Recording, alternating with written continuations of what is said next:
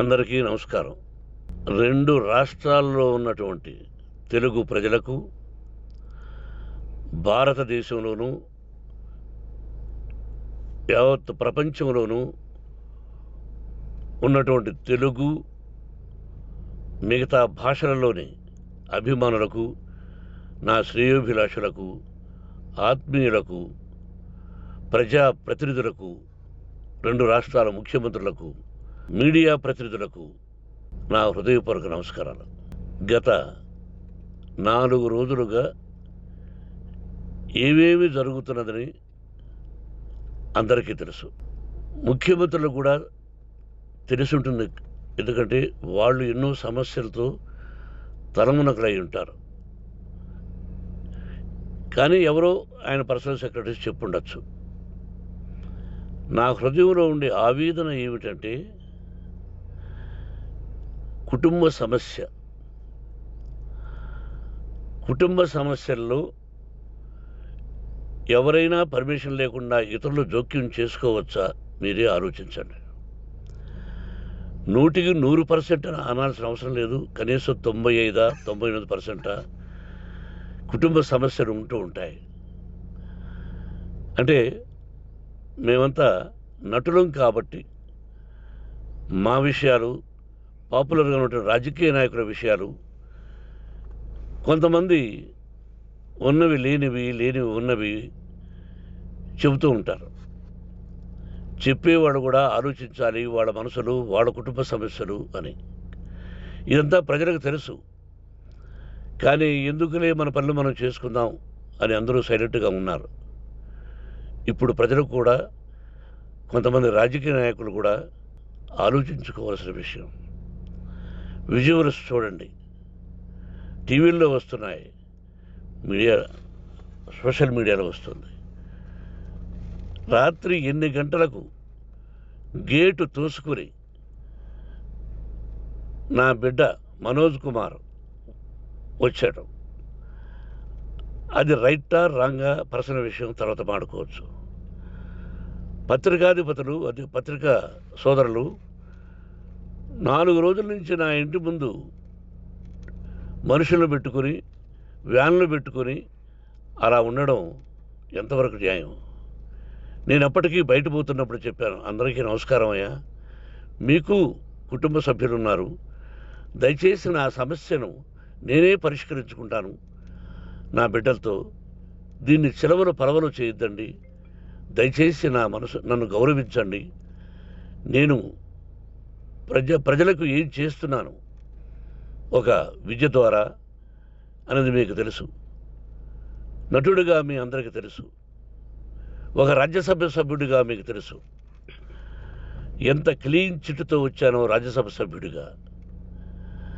నా హృదయంలో ఉండే ఆవేదన చెప్పనలవే కాదు, మీకే చెప్పాలి. ఈ రోజున ఈ మీడియా సోదరులు ఎంత కల్పితాలు, ఎంత నెగటివిటీ నన్ను గురించి చెప్తున్నారో మీ అందరికీ తెలుసు. దానికి నేను బాధపడడం లేదు. మీరు ముఖ్యంగా తెలుసుకోవాల్సింది, రాత్రుల్లో గేటు తోసుకుని, గేటు పగలగొట్టి పర్మిషన్ లేకుండా ఎవరైనా రావచ్చా? మీరే చెప్పండి. వచ్చిన వాళ్ళు అందరూ మీడియా సోదరులా, లేకపోతే ఇంకెవరైనా నా మీద పగ, రాగద్వేషాలతో ఏదో ఒక ఛానల్ చేతులు పెట్టుకుని అలా వచ్చి ఉంటారేమో సందేహం. కానీ వాళ్లను కొట్టాలని, తిట్టాలని మనసా వాచ దైవ సాక్షిగా నేను అలా ఆలోచించేవాడిని కాదు. ఎందుకు? వాళ్ళు ఉద్యోగస్తులు, నేను కూడా ఉద్యోగస్తునే, అందరూ కూలివాళ్ళం. భగవంతుడు ఇస్తుంటాడు మనకు కూలి. ఎవరికి ఏమిటి అనేది ఆయన నిర్ణయిస్తాడు. ఇది మీ అందరికీ తెలుసు. వాళ్లకు నేను చెప్పినా వినకుండా ముందు నమస్కారం పెట్టాను. అయినా అతను నేను కొట్టామనే చెప్తున్నారు తప్ప, మైక్ తీసుకెళ్ళి నోట్లో పెట్టాము, నా కన్ను పోవలసింది. కన్ను పోయి ఉంటే అప్పుడు నేను కేసులు పెట్టాలి. అది నా కన్ను పోలేదు, కొంచెం తగిలింది కంటి కింద, నేనే ఎస్కేప్ అయ్యాను. లేకపోతే నా జీవితం గుడ్డిదయ్యేది. అతనికి తల కాదు చెంప మీద తగిలిందన్నారు. ఓకే, ఆ చీకట్లో ఎలా జరిగిందన్నది వాస్తవమే. మైకు లాక్కోవడం, వాడు నన్ను కేకలేయడం, ఆ దీనిలో ఘర్షణ జరిగింది. నేను కొట్టిన దెబ్బ అతనికి తగిలింది అన్నారు. దానికి హృదయపూర్వకంగా బాధపడుతున్నా. అతను నాకు తమ్ముడే. ఒక తల్లి బిడ్డలం కాకపోయినా I love them, I like them. అటువంటిది ఈ రోజుకి బాధపడుతున్నా నేను. అయ్యో, అతని భార్య ఎంత బాధపడుతుందో, అతని పిల్లలు ఎంత బాధపడుతున్నారో అని నేను ఆలోచిస్తున్నా. మరి నేనెంత ఆవేదనకు గురి హాస్పిటల్లో అయ్యానో. నటించింది సినిమాలో నటిస్తాను తప్ప నిజ జీవితంలో నటించాల్సిన అవసరం లేదు. నాకున్నది ఒకటి ధైర్యం, సాహసం. నీతిగా, న్యాయంగా, ధర్మంగా బ్రతకాలన్నది నా ఆలోచన. ఎందుకు కొట్టాలి? గేటు బయటుండి నేనేమైనా అసభ్యకరంగా వాళ్ళని కొట్టుంటే డెఫినెట్గా నా మీద 50 కేసులు కాదు 100 కేసులు పెట్టి నన్ను అరెస్ట్ చేయొచ్చు. లేకపోతే నేనే పోలీస్ స్టేషన్కి పోయి, అయ్యా, ఆవేశంలో నా ఇంటి బయట ఉన్న వాళ్ళను కొట్టాను, నాది తప్పే అని పోలీస్ స్టేషన్కి ధైర్యంగా పెడతాను. కానీ ఇంటి లోపలికి వచ్చి నా ఏకాగ్రతను, నా మనశ్శాంతిని భగ్నం చేశాడు. ఆల్రెడీ నా బిడ్డ చేస్తున్నాడు. అయినా నీ కన్నబిడ్డ, ఎప్పటికీ నీ కన్నబిడ్డే. ఏదో ఒక రోజున న్యాయం జరుగుతుంది, మేము కూర్చొని మాట్లాడుకుంటాం. దీనికి మధ్యవర్తులు అక్కర్లే. కుటుంబ సమస్యలకు బయట వాళ్ళని పిలిపించి ఇలా చేయండి, మీరు ఇలా మాట్లాడండి అని చెప్పక్కర్లే. కట్టుబట్టలతో మద్రాసుకు వెళ్ళేవాడిని. ఆల్రెడీ మీకు చెప్పాను. పైసా లేకుండా కట్టుబట్టలతో, చెప్పులు సగం కింద అరిగిపోయి అలా వెళ్ళినవాడిని. మా తల్లిదండ్రులు అద్భుతమైన జన్మను ప్రసాదించారు. ఒక్క పైసా ఇవ్వాల. నా కష్టార్జితంతో నేను సంపాదించి ఈరోజు నేను కులమతాలకు అతీతంగా 25% ఫ్రీ ఎడ్యుకేషన్ ఇస్తూ, నా స్థాయిలో నాకు తగిన సహాయం చేసుకుంటూ, వరద బాధలు వచ్చినా, ఇంకోటి వచ్చినా, అన్నయ్య ముఖ్యమంత్రిగా ఉన్నప్పుడు కూడా ఎన్నో చేశాను. బట్ అవి మర్చిపోయి ఈరోజు కొట్టింది మాట్లాడుతున్నారు. ప్రజాప్రతినిధులారా, నా అభిమానులారా, తెలుగు ప్రజలారా, తమిళ, మలయాళం, కన్నడ అభిమానులారా, ఆలోచించండి. నేను చేసినది తప్పు, కొట్టినది తప్పు. ఏ సందర్భంలో కొట్టాల్సి వచ్చింది? మీ ఇంటికి దూరితే ఒప్పుకుంటారా?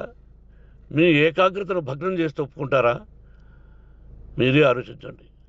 న్యాయాధిపతులు కానీ, ప్రజాప్రతినిధులు కానీ, అభిమానులు కానీ, వ్యాపారస్తులు కానీ, ఇదే మీడియా ప్రతినిధులు కూడా వాళ్ళ ఇళ్ళలోకి ఎవరైనా దూరి, ఏయ్ మమ్మల్ని గురించి ఇలా రాశావు అని ఆ ఇళ్ళల్లోకి ఒక 10 మంది వెళితే వాళ్ళు దండం పెట్టి పంపిస్తారా? ఏం చేస్తారు చెప్పండి? మీకు టీవీలు ఉన్నాయి, మాకు టీవీలు లేవు. నేను కూడా రేపు టీవీ పెట్టచ్చు. అది కాదు గొప్ప. నా హృదయపూర్వకంగా చెప్తున్నా. అతని మనసును బాధ పెట్టినా, అతను గాయమైన దానికి చాలా చింతిస్తున్నాను. చింతించే లాభం ఏమిటండి అంటే, మరి ఏం చేయాలి? మీరు చేసిందేంటి? మళ్ళీ చెప్తున్నా. అసలు అతను నిజంగా జర్నలిస్టా కాదా అని ఆ చీకట్లో నాకు ఎలా తెలుస్తుంది? టీవీ 9 అని నాకు ఎలా తెలుస్తుంది? ఏదో ఒక కంటి మీదకి ఒక మైక్ వచ్చింది, దానికి అబక్కం లాక్కున్నాను. ఇది వాస్తవమే, అసత్యం కాదు. అది టీవీ 9, ఆ టీవీ 9 మైక్నే లాక్కోవాలి. అది ఏంటండి? నేనేమన్నా మూర్ఖుడినా? వాళ్ళందరూ నాకు కావలసిన వాళ్ళే. ఈ రోజున ఆ రజనీకాంత్, అతను కూడా ఎన్నో ఫోన్లు నేను చాలా సందర్భాల్లో మాట్లాడున్నాను. ఇట్స్ లైక్ మై సన్నా, లేకపోతే బ్రదరా, అలా ఉంటాం. మరి ఈ విషయంలో మాత్రం మీరు అందరూ అంటే మీరు చేసినది తప్పు అని మీరు ఒక్కరు అనలేదే. కానీ జర్నలిస్టు సోదరులు, ఒక ఆడపడుచు, దాదాపు ఒక 5-6 మంది ఆడపడుచులు, ఒక 5-6 మంది సోదరులు, వాళ్ళందరూ మాట్లాడారు. కొట్టడం తప్పైనా ఏ సందర్భంలో కొట్టవలసి వచ్చింది, ఇవన్నీ క్లియర్గా మాట్లాడారు. ఆయన్ని మీరు చెప్పరు. కాబట్టి పైన భగవంతుడు చూస్తున్నాడు. పోలీస్ అంటే నాకు ఇష్టం. ప్రజలను కాపాడవలసిన బాధ్యత వాళ్ళది, రక్షణ కల్పించవలసింది. నా విద్యాలయానికి కూడా ఐపీఎస్లు ఐఏఎస్లు అయిన విద్యార్థులు ఉన్నారు. వాళ్ళకు న్యాయం ధర్మం నేర్పించి పంపించాను నా ఇన్స్టిట్యూషన్లో. But they are perfect. కొంతమంది ఐపీఎస్లు ఐఏఎస్లు డీసీపీలు ఇలా చాలామంది ఉన్నారు. బట్ ఎక్కడెక్కడో పనిచేస్తున్నారు. వాడు నా బిడ్డలు, మరి వాళ్ళు కూడా పోలీసు ఉద్యోగస్తులే కదా, న్యాయంగా ఉన్నారు కదా.